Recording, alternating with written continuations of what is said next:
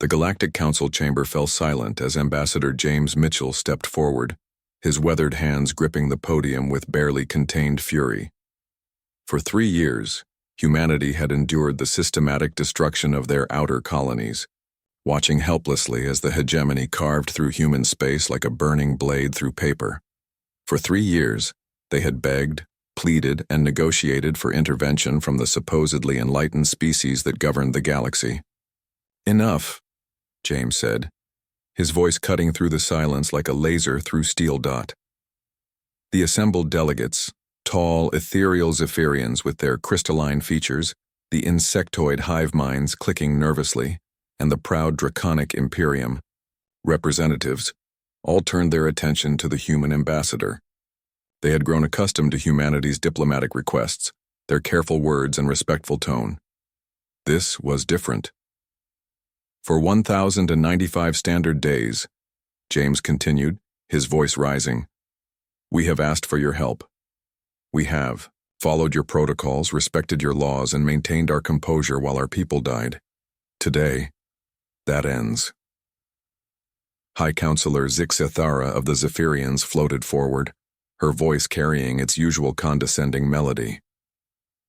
"Ambassador Mitchell, surely you understand the delicate nature of interstellar politics. The hegemony claims legitimate territorial disputes." "The hegemony," James interrupted, "just glassed New Geneva. 2 million human civilians. Children, Counselor. They targeted the schools first." The chamber erupted in whispers and clicks. The hive mind representative, Swarm Speaker Kethra, buzzed anxiously. "Perhaps a strongly worded resolution." James laughed, a sound so cold and bitter that several delegates actually recoiled. "A resolution? My daughter was on New Geneva, Swarm Speaker. She was teaching xenobiology to human children, trying to build bridges between our species. The hegemony turned her into radioactive ash. And you want to send a resolution?" On the observation deck high above, Dr. Elsa Chen watched her husband with a mixture of pride and terror. She had seen James angry before, but never like this. Never, with the cold, calculating fury that now radiated from him like heat from a star's core.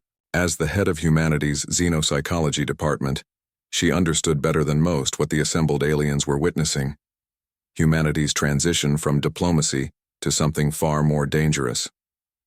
"We tried your way," James continued, his voice now deadly quiet. "We believed in your civilization, your laws, your promise of protection for member species. But you don't protect anyone. You just debate while worlds burn." The massive holographic display behind James flickered to life, showing star charts, fleet movements, and tactical analyses. The aliens in the chamber began to shift uncomfortably as they recognized what they were seeing. "Humanity withdraws from the Galactic Council effective immediately," James announced. "We invoke Article 47 of the Galactic Charter, the right of self-defense." Dragon Lord Vextar, his golden scales glinting under the chamber's lights, rose to his full imposing height. "Human, you cannot seriously consider military action against the hegemony. They command a fleet of 10,000 vessels. Your species has perhaps 100 combat-capable ships." James smiled, and every alien in the chamber felt a chill run through their beings. It was not a pleasant expression. "Dragon Lord Vextar," James said, pulling up another display. "Would you like to know what humans do when we stop being diplomatic? When we stop following your rules and start following our own?" The display showed industrial output figures that made the Dragon Lord's eyes widen in shock. In the 3 years since the hegemony's aggression began, humanity had been busy. While pleading for help in council chambers, they had been converting civilian infrastructure into the largest military-industrial complex the galaxy had ever seen. 5,000 shipyards, James continued. 12,000 production facilities. Every human world, every asteroid mining station, every space habitat converted to a single purpose: building the tools to defend ourselves. The numbers were staggering. The assembled delegates watched in growing horror as the true scope of human preparation became clear. They had mistaken humanity's diplomatic efforts for weakness, never realizing that humans were capable of preparing for war while simultaneously pursuing peace.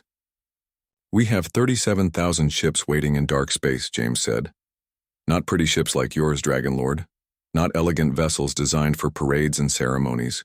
Warships, built by a species that spent most of its existence fighting itself and learned how to kill very, very efficiently.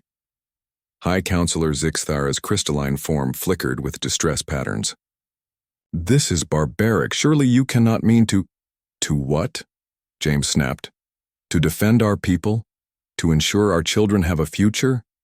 You call us barbaric, but you sat in your comfortable chambers while genocide unfolded. You are complicit in every human death through your inaction. The chamber's emergency alarms began to sound as reports flooded in from across the galaxy.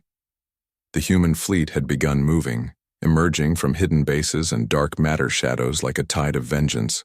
Given form, the hegemony's advance fleets, caught completely off guard, were being systematically destroyed by an enemy they had dismissed as weak.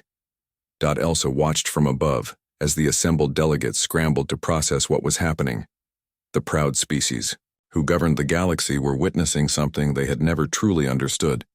Humanity at war, not the confused, primitive warfare they imagined from studying human history, but modern human warfare backed by desperate determination and industrial might that dwarfed civilizations with millennia head starts.